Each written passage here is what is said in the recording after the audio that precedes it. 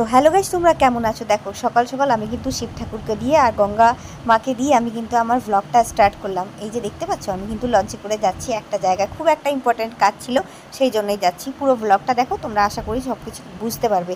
হ্যাঁ, যারা আমার চ্যানেলে নতুন আছো তারা অবশ্যই চ্যানেলটাকে সাবস্ক্রাইব করে দিয়ে পাশে থাকা বেল আইকনটি অবশ্যই ক্লিক করে দিও। আর তোমরা জানিও তোমরা কেমন আছো, তোমাদের আশীর্বাদে আমি কিন্তু অনেকটাই ভালো আছি। আর আমি এভাবেই চাই তোমরা আমাকে আশীর্বাদ করো, আমি যেন আরও ভালো থাকতে পারি আর তোমাদেরকে সুন্দর সুন্দর মুহূর্তগুলো কিন্তু আমরা শেয়ার করতে পারি। আমরা কেন বললাম বলো তো? কারণ আমরা দুজনেই আছি, আমার হাজব্যান্ডও আছে, তাই বলেছি। আর এই যে দেখো, চলে গেছি, একটা ইম্পর্টেন্ট কাজ ছিল আর সেই কাজটার জন্যই কিন্তু আমরা গিয়েছি। আর প্রচণ্ড রোদ, রোদের মধ্যে দেখো আমার অল্প একটু জল আছে, জলটা পুরোই শেষ, সেই জন্যই কিন্তু আমার প্রবলেম হচ্ছিল। আর আমি কিন্তু সেই জন্য ছিটকাচ্ছি। আর তোমাদের দাদাভাই ফোন নিয়েই ব্যস্ত, এই একে তাকে তাকে ফোন করছে, তার কাজ ছিল, সেই জন্যই কিন্তু সে ফোনেই ব্যস্ত। দেখো পরিবেশটা কি সুন্দর না? সত্যি এরকম পরিবেশ কার না ভালো লাগে বলো? আমার কিন্তু সত্যি খুবই ভালো লাগে, আর তোমাদেরও তো অবশ্যই ভালো লাগবে। কেন কি দেখো, এই যে দেখছো, বললাম না, ও সারাক্ষণ ফোন নিয়েই ব্যস্ত থাকে, জানো তো? কোথাও গেলে ওইরকমই এত ব্যস্ততা, আমি একা একা বোরিং হয়ে যাই, পারি না। তো দেখো, এরকম মুহূর্ত কাকে না ভালো লাগে বলো? আমার কিন্তু খুবই ভালো লেগেছে। সত্যি বলতে কি বলো তো, সবুজ গাছপালা, তারপরে হচ্ছে পশু পাখি। কেন কি বলো তো, আমরা গ্রামে মানুষ হয়েছি, আমরা বলতে আমি আমার কথা বলছি, সরি তোমাদের কথা বলিনি। কে কোথায় মানুষ হয়েছে সে তো আমি জানি না, তবে আমি গ্রামে মানুষ হয়েছি, সেজন্যই বললাম। আর সেই জন্য আমার কিন্তু গাছপালা, পশু পাখি এইসব জিনিস অনেকটাই আমার ভালো লাগে, অনেকটাই আমার আকর্ষণ করে।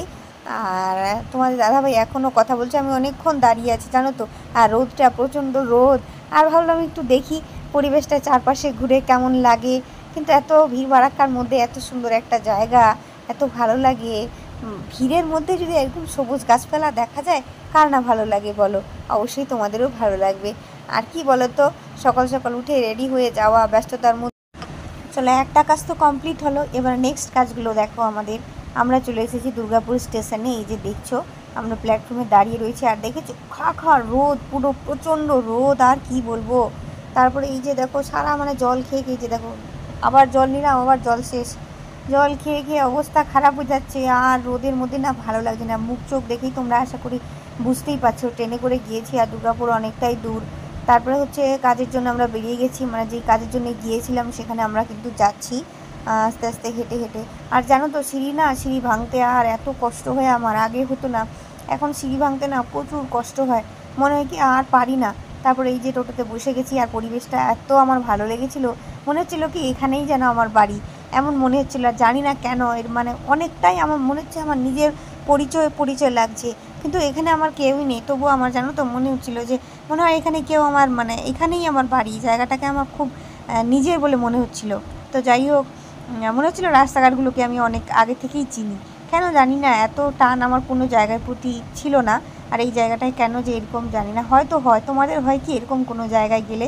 আমার কিন্তু কোনো দিনও হয়নি, তবে এবারে প্রথম এই জায়গাটায় দুর্গাপুরে এসে এরকম হয়েছিল আমার। যাই হোক, এই যে চলে এসেছি আমরা, আর দেখেছো পরিবেশটা, আবারও সেই একই পরিবেশ বলো, এত ভালো লাগে এইসব জায়গা। আর সত্যি বলতে কি, এরকম জায়গাতেই আমি কিন্তু মাঝে মধ্যেই যাই, আমার ভালো লাগে, টানে আমাকে জায়গাগুলো, মনে হয় আমি যাই। তো এই যে ঠাকুরগুলোকে দেখতে পাচ্ছ, আমার ভাগ্য সত্যি খুব ভালো যে পাশে একটা মন্দির ছিল আর আমার চোখ গেছে, তো আমি ভাবলাম যাই, গিয়ে একটু দেখি তো কী আছে ওখানে। গিয়ে দেখছি অনেক পুরনো একটা শিব মন্দির আছে, আর পুরো সবুজ গাছপালায় ভর্তি, অনেক ভালো লাগলো আমার মন্দিরটা, সত্যি খুবই ভালো লেগেছে। তো আমি ভাবলাম যে কিছুক্ষণ বসবো এখানে। আর এটা হচ্ছে, এই যে দেখেছো কত পুরনো মন্দিরটা, তো আমরা বাইরে এটা বসেছিলাম, আর ভেতরেও গিয়েছি।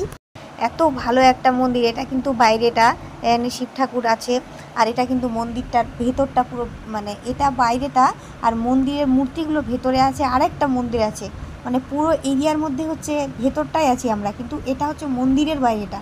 তো যাই হোক, ভেতরটাও তোমাদেরকে দেখানোর চেষ্টা করছি আমি। আর পরিবেশটা আমি দেখাচ্ছি সব থেকে বেশি। এই যে দেখো, এটা পুরনো মন্দির মনে হচ্ছে, অনেক পুরনো মন্দির, শিব মন্দির এটা। তো যাই হোক, আমাদের ভাগ্য এতটাই ভালো ছিল সেদিনকে, যেদিনকে আমরা গিয়েছিলাম, যে সেদিনকে বিয়ে হচ্ছিল মন্দিরে, খুব ভালো লাগলো অনেক ভেতরে। আমি ভাবলাম কি হচ্ছে, দেখি তো এত ভিড় কেন, তারপরে দেখছি যে বিয়ে হচ্ছে, সেজন্যই কিন্তু। আর এত গরম না জায়গাটা, প্লাস্টারটা পুরো একদম পা দেওয়া যাচ্ছে না, যে একটু ভেতরে যাবো, এই ভিড়ের মধ্যে যাওয়াও যাবে না, আর প্লাস্টারটা পুরো পা দেওয়া যাচ্ছে না। তো যাই হোক, মন্দিরটা সবুজ, পুরো দেখছো পুরো সবুজ।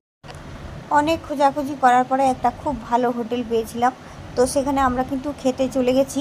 আর জানো তো ক্যামেরা করতেই ভুলে গেছি, এত খিদে পেয়েছিল। তো আমার খাওয়া দাওয়া প্রায় কমপ্লিট হয়েই গেছিলো। তারপরে ভাবলাম আরে তোমাদের সঙ্গে তো শেয়ার করাই হয়নি, চলো একটু শেয়ার করেই নিই। তারপরে হচ্ছে একটু ভিডিওটা করলাম। আর আমার তো পুরোই কমপ্লিট হয়ে গেছে। তোমাদের দাদাভাই খাচ্ছিল, ওরও প্রায় কমপ্লিটের দিকে।